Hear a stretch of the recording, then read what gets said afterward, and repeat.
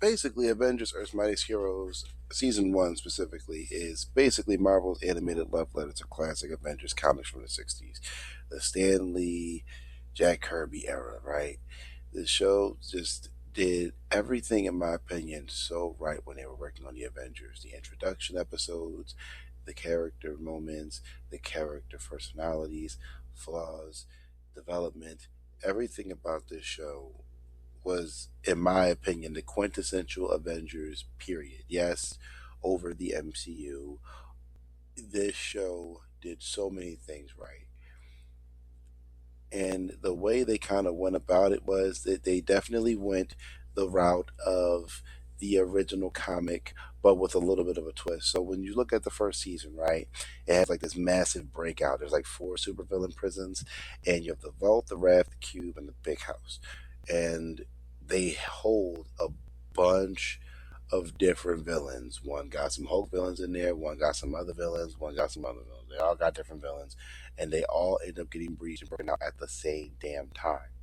Now, that is probably a cooler setup than any other like thing I can think of, and it's probably the best way they could be like, here's all these villains that are already existing at once who have already been problems for these characters in the past, but now these people are coming together for a bigger threat. So it is basically the first comic, right? Where it's like Iron Man, Thor, Hulk, Ant Man, and the Wasp, the original five Avengers, are the five that get together and deal with the threat of graviton. Graviton is like Fury can eat a dick, basically, and we get all this cool action. Hell, most of Manhattan gets lifted into the ground. Thor got to bring some lightning down on Bull.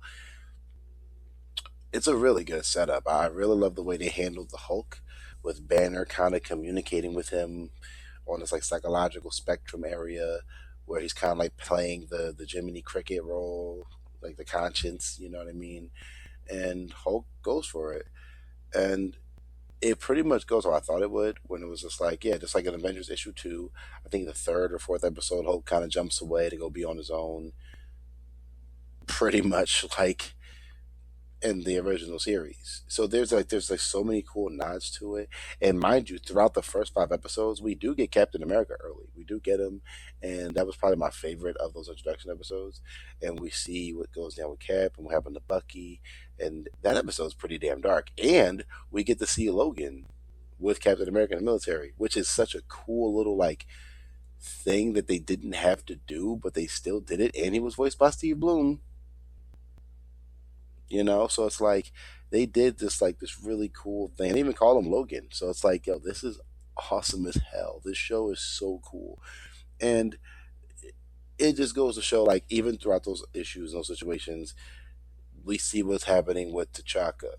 And T'Chaka's Black Panther, we see him get killed, and then T'Challa becomes Black Panther and dips off to Earth, to America. Like all these things, they were setting up everyone to kind of become together by the end of the season in this really cool way that is just handled so well. And later on, we get Cap, Hawkeye, and Panther on the team by like the 10th episode. So like the first 5 is the original 5 with the Captain America episode. By episode 10, we get Cap, Hawkeye, and Panther on the team. And by that point, we got the whole roster now. You know what I mean? We got the whole roster for the next 16 episodes, which will lead us into the end. And we get this like these cool character moments of learning how to work as a team, being as a team, how we're gonna function. Because Hulk and Thor be penis swinging each other. Iron Man's got that technology ego. Thor's like, but magic though, and Cap's like, nothing's better than the old way. Wasp is like, Pim, why you not piping me down? It's all these different things going on at once, but they juggle it in the best possible way that they could, and you really get a sense of what you're getting with the show. And I love all of it. And one of the biggest changes that I'm happy about that they did with the show is they made Pym like one of my favorite characters.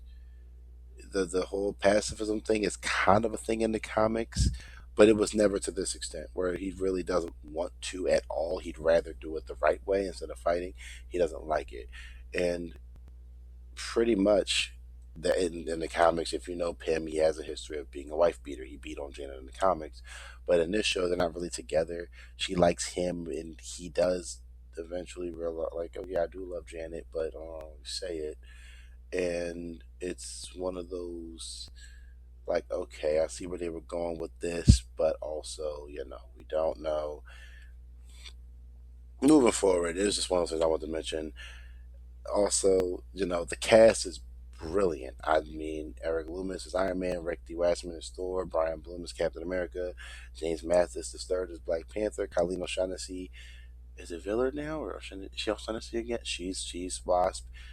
Wally Wingard, my man, is Pym. Chris Cox is Hawkeye, and he is honestly one of the most perfect choices. And then obviously Fred Tatasciore is the Hulk, because no one else can be the Hulk in my opinion. So these things just come on to the thing, and like going into what makes season one so special is that it actually felt like a big connected universe. Like it didn't just feel like a bunch of episodes thrown together and then maybe something will happen and something won't. It's like all these things kind of build toward this larger thread. And by the end of the season, Loki is the one who manipulated everything. It's like, damn, Loki was behind it. Also, shout out to Graham McTavish for coming back because he voiced Loki in the Hulk versus Thor movie. So shout out to him for coming back. They didn't have to do that. You know what I mean? So that was a pretty cool thing. Baron Zemo the second, who is way cooler than his father in my opinion, and just is that bull all through and through. He like is forming the Masters of Evil on the other side. Then you had that Kang the Conqueror stuff, which bruh, they did him so much justice, unlike the MCU. And then you have the whole like secret thing with Hydra, their whole thing going on. Ultron, which is my favorite part of the show. The Ultron episodes, like the Ultron 5, the Ultron Imperative, and then like another Ultron episode in season 2. Those are like some of my favorite story arcs in the whole show. Like those things are done spectacularly well to the point where I was like, this should have gotten its own movie. And then I realized we did get a movie, and it really was like good, but kind of okay. But this Ultron, though, is fire. And like those cosmic threats involving the Kree, which we get in the episode, was it 295? One of those three numbers. And Carol's there. And I remember that episode airing. And the accident happened, and me and my brother were like, "That's so cool." And we didn't think anything of it. And then, like at the end of the episode, she's like, "Guys, why is the ceiling so low?" And we went ballistic because we were like, "Yo, they're doing Captain Marvel," or at the time Miss Marvel still, and we were just so excited. We were like, "Yo, we're gonna see her," and then we didn't see her. But then season two rolled up, and she's on the team, or like she shows up, and we're like, "Yes, yes!" But again, sticking to season one, I get so excited about the show. I think the show is like the quintessential Avengers content ever. The fact that this got replaced by Avengers Assemble makes me want to just punch myself in the stomach. But going forward, like the first half of the season, like I said, it really captures the characters really well. Hulk just doesn't trust anyone. He has to work to trust people. Iron Man acts as the leader because, Cap ain't around yet, but he's also the tech head and the brainy. Thor is, the guardian of Earth, but also jumping back and forth between Asgard and kind of clashing with the Asgardians, why he stakes on Midgard so much. Pym struggles with that responsibility. Wasp often keeps the team emotionally grounded, which I think is a good role for her. And I think that was pretty much her role in the comics back in the day too. And everyone on the team loves Janet. I don't think there's a single person on the team who's like, "Man, Jan sucks." If you do, you're insane because Jan in this show is freaking wonderful. And then like Cap joins the team, they start to be a little more organized, and they start to feel more like the classic Avengers. So it's like once Cap comes around, it kind of brings the team full circle, and then adding to T'Challa's wisdom and Hawkeye's utility usefulness just kind of like builds on the whole team, and they all just end up working together. Shout out to saying Black Panther and Hawkeye together because I genuinely love their like moments in the show. Like Hawkeye and Panther together have some of my favorite moments together in a series. If they don't have moments like this in like the MCU or in the comics, so kind of shout out to them for kind of creating this own little dynamic.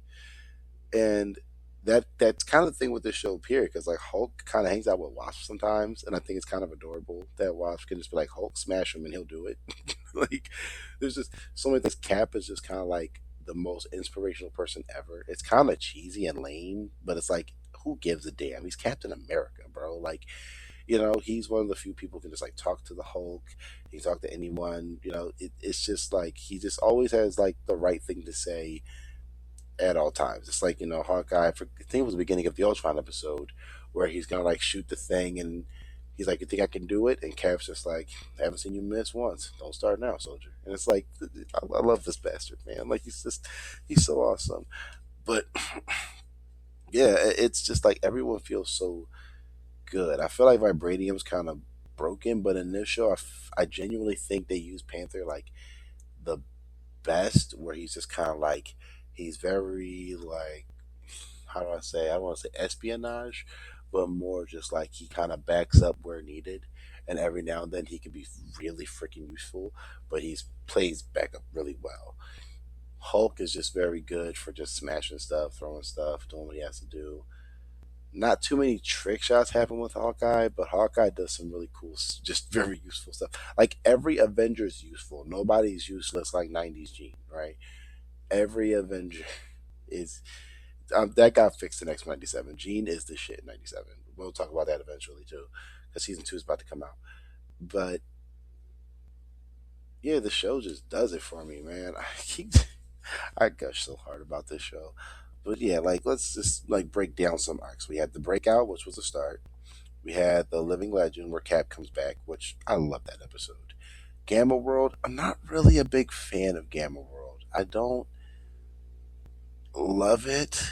I don't particularly think I really like it. I think it's just kind of there. But it was the episode that kind of like brings the Hulk back to the team, so I guess we can kind of give it like a. It is kind of important. Masters of Evil. That is just where Zemo is, putting his whole team together to destroy the Avengers, but they're all together. So it's kind of like this is kind of cool.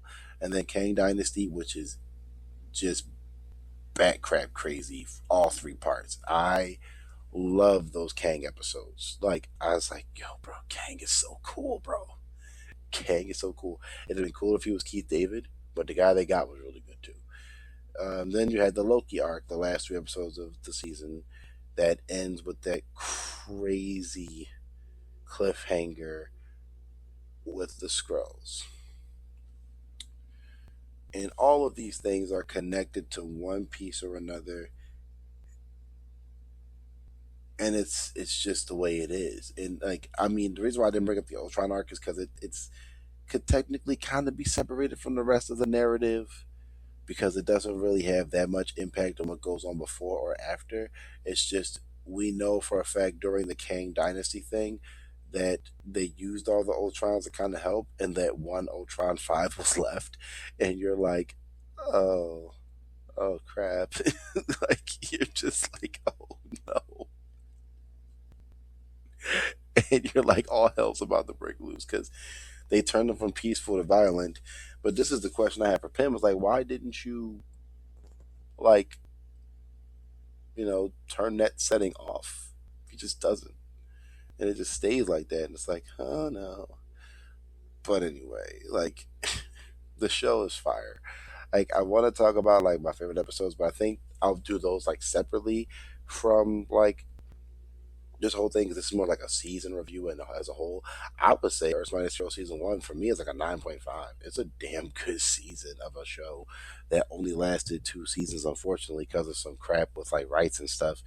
But it just the strength is just how comic accurate it feels. It pulls heavy from that classic Stanley Jack Kirby era and modernized them and made it look good and made it work. Thor's manner of speech, Cap's cheesiness, uh, Iron Man's like tech headedness.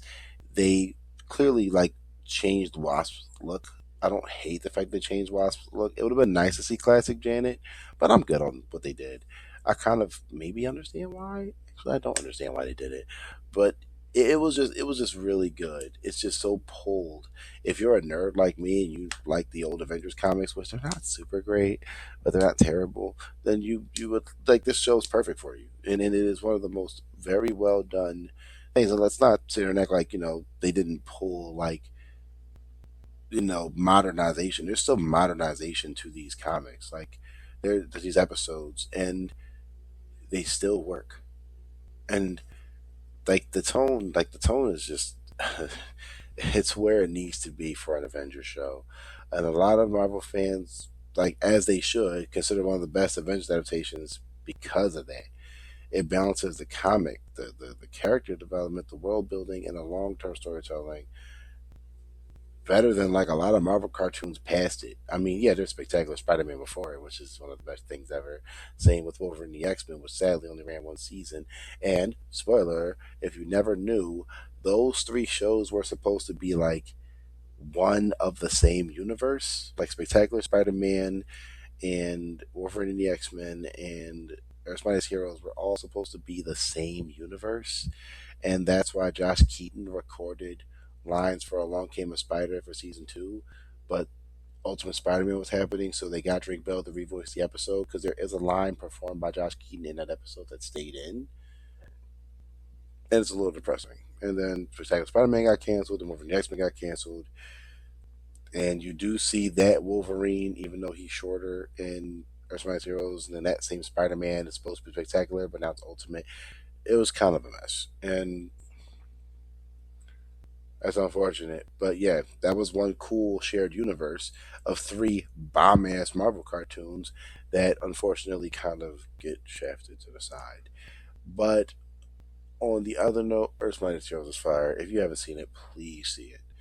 And that being said, I'm going to sign off on this one. I'm going to ask you guys to let me know how you feel in the comments below. If you love the show, if you love anything about it, subscribe and like, and I will see y'all on the next one.